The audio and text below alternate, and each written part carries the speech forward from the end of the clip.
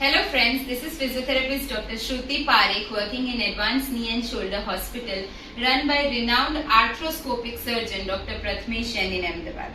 Friends, आज हम बात करने जाने वाले हैं फ्रोजन शोल्डर के बारे में। फ्रोजन शोल्डर बहुत ही कॉमन बीमारी है, हर फैमिली में किसी न किसी को देखी जाती है। स्पेशली डायबिटिक लोगों में फ्रोजन शोल्डर ज्यादा देखा जाता है। सिमिलरली पोस्ट कोई इंजरी आपको फ्रोजन शोल्डर हो सकता है। फ्रोजन शोल्डर है क्या?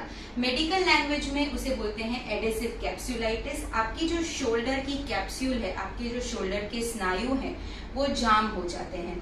इसके स्टेजेस होते हैं। पहले वो स्टार्ट होता है पेरीआर्थराइटिक शोल्डर से, जिसमें आपका कंधा जो है धीरे धीरे जाम होना शुरू होता है। आपको पेन से स्टार्ट होता है और आपकी जो रेंज ऑफ मोशन है वो ग्रेजुअली कम होती जाती है। रेंज ऑफ मोशन माने कि आपका हाथ जो है वो पूरी रेंज में ऊपर तक, साइड से ऊपर तक नहीं जा पाता है। मोस्ट कॉमन सिम्टम्स हैं कि आपको बाल ओढ़ने में तकलीफ हो सकती है, आपको हाथ बेसिकली पीछे लेने में तकलीफ हो सकती है। रोटेशनल मूवमेंट्स जहाँ पे आती है, external as well as internal rotation, उन सब चीजों में आपको प्रॉब्लम आ सकती है। सो बेसिकली आपको हाउस होल्ड चोर्स में बहुत ही ज्यादा दिक्कत शुरू हो सकती है अगर आपको फ्रोजन शोल्डर है तो। फ्रोजन शोल्डर में सबसे पहले हम कंजर्वेटिव ट्रीटमेंट स्टार्ट करते हैं, जैसे कि hot water fomentation and physiotherapy and थोड़े से पेन किलर मेडिसिन।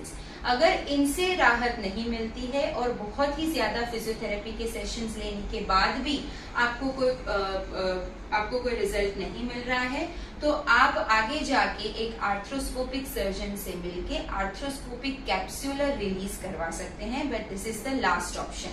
पहले आपको करना रहेगा कंजर्वेटिव अप्रोच।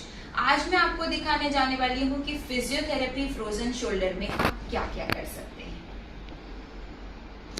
बहुत ही सिंपल फर्स्ट एक्सरसाइज जो आप कर सकते हैं वो है अनअफेक्टेड शोल्डर के हाथ को आप एक टेबल पे रखिए, थोड़ा सा आगे लीन कीजिए and with the help of gravity आप आपका अफेक्टेड शोल्डर जो है वो clockwise and anti clockwise move कर सकते हैं, लाइक दिस। तो इससे क्या होगा कि आपके जो स्नायु हैं अंदर के शोल्डर के, वो थोड़े से लूज हो सकते हैं, तो आपको उससे मूवमेंट अच्छी रहेगी। सेकेंड इज, आप खड़े होके आपका जो अफेक्टेड शोल्डर है वो नॉर्मली आगे पीछे मूव कर सकते हैं, like this. Very simple two exercises. One is leaning forward and clockwise anticlockwise and the second one is standing straight और हाथ को आगे पीछे लेके जाना है। तो ये दोनों एक्सरसाइज आप दिन में कभी भी कर सकते हैं। The third exercise that you can do is, आप हाथ को ऐसे रखेंगे एंड मूव करेंगे। इस तरह से आप थर्ड एक्सरसाइज कर सकते हैं। हाथ को पकड़ लेंगे और इस तरह से हैंड्स को आगे और पीछे मूव कर सकते हैं। So this is the very simple third exercise. ठीक है, एक ऐसा नैपकिन ले लें और इसी नैपकिन से आप वॉल स्लाइडिंग एक्सरसाइजेस करेंगे। सो फर्स्ट एक्सरसाइजेस, आपका जो आगे का फ्लेक्शन मूवमेंट है वो रिस्ट्रिक्टेड हो सकता है, तो you will be facing the wall और आप क्या करेंगे, नैपकिन से हाथ को इस तरह से रखेंगे और नैपकिन ऊपर की तरफ स्लाइड करने का ट्राई करेंगे। Then you will move a little forward, आगे जाएंगे और वापस आप इसे ऊपर ले जाएंगे। अगेन आप थोड़ा सा आगे जाएंगे और वापस आप इसे थोड़ा ऊपर लेके जाएंगे। तो इस तरह से आप अपनी आगे की रेंज ऑफ मोशन जो है वो बढ़ा सकते हैं। सेकेंडली, आपका जो साइड का मूवमेंट है जिसे एबडक्शन बोलते हैं, वो भी आपका रिस्ट्रिक्टेड हो सकता है। तो आप इस तरह से खड़े रहेंगे वॉल के पास और अगेन आप सिमिलर एक्शन में हाथ को ऊपर ले जाएंगे एंड स्लोली एंड ग्रेजुअली आप वॉल को अप्रोच करेंगे एंड देन इसे आप ऊपर ले जाएंगे। तो ये जो है वो again very simple exercise for frozen shoulder patients जिनकी रिस्ट्रिक्टेड रेंज ऑफ मोशन है। सिमिलरली इसी तरह से आप जैसे कि आपके वॉल साफ कर रहे हैं, जैसे कि आपके घर के ग्लासेस साफ कर रहे हैं, तो उसी तरह से आप साफ करने वाली मूवमेंट करेंगे, सफाई movement. So this is like आप इस तरह से दोनों साइड अपने हाथ को मूव करेंगे। ये बहुत इजीली इसीलिए हो सकता है बिकॉज एक तो आप नैपकिन का सहारा ले रहे हैं, सेकेंडली आपका जो बॉडी है वो आगे रह के आपको ये मूवमेंट करने में हेल्प करेगा। तो आपका जो डिस्टल पोर्शन है हाथ वो मूव कर रहा है और आपका जो बॉडी है वो उसे मूव करने में मोमेंटम दे रहा है। So these are the exercises जिसे वॉल स्लाइडिंग एक्सरसाइजेस बोलते हैं। सिमिलरली उसी तरह से आप नैपकिन का इस्तेमाल करके टेबल स्लाइडिंग एक्सरसाइज। तो अभी आपको ये क्वेश्चन होगा कि मेरा हाथ तो इतना भी जा नहीं सकता है, वॉल स्लाइडिंग तो मैं कैसे कर पाऊंगी। तो उसके लिए आपके पास ऑप्शन है कि आप टेबल स्लाइडिंग एक्सरसाइजेस कर सकते हैं। सिमिलरली उसी तरह से आपको ऐसे नैपकिन लेना है, खड़े रह के आपको टेबल पे आपका हाथ स्लाइड करना है, इस तरह से आगे लेके जाना है। आप यही एक्सरसाइज बैठ के भी कर सकते हैं। बैठ के आपको आपका जो बॉडी है वो स्ट्रेट रखना है और आपको हाथ को इस तरह से आगे लेके जाना है। ओके, सिमिलरली आप अगेन सफाई मूवमेंट इधर भी कर सकते हैं। इस तरह से आप दोनों साइड शोल्डर की मूवमेंट करके आपकी रेंज बढ़ा सकते हैं। तो ये हो गई sliding exercises with the napkin. अब मैं आपको दिखाने जा रही हूं द बैंड एक्सरसाइजेस और I would say stick exercises. आप इस तरह से किसी भी टॉवल का रोल बना के इस तरह से आप यूज कर सकते हैं। सिमिलरली आपको स्टिक भी यूज कर सकते हैं। आपके घर पे बड़ा सा रोलिंग पिन है, बेलन है, तो आप वो भी यूज कर सकते हैं। तो इस तरह से हम पकड़ेंगे स्टिक को या टॉवल को और यहाँ से स्टार्ट करके, नीचे से स्टार्ट करके हम इस तरह से हाथ को ऊपर ले जाने की ट्राई करेंगे।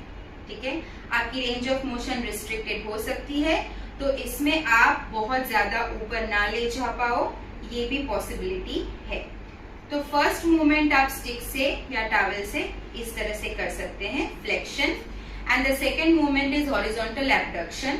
आप इसी तरह से इसे पकड़ के साइड में हाथ को स्ट्रेट ले जाने की ट्राई करेंगे।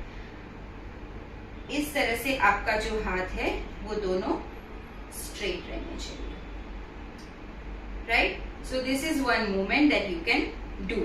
सिमिलरली आप क्या कर सकते हैं, आपका जो हाथ है वो पीछे ना जाने की आपको जो प्रॉब्लम है वो ज्यादा हो सकती है इस तरह की बीमारी में।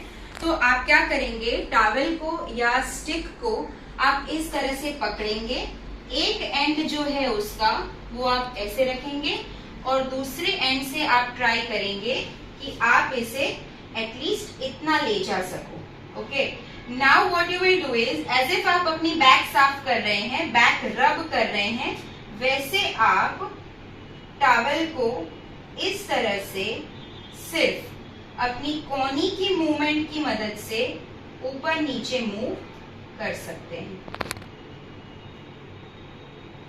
तो इससे क्या, यही चीज आप दूसरी साइड भी कर सकते हैं।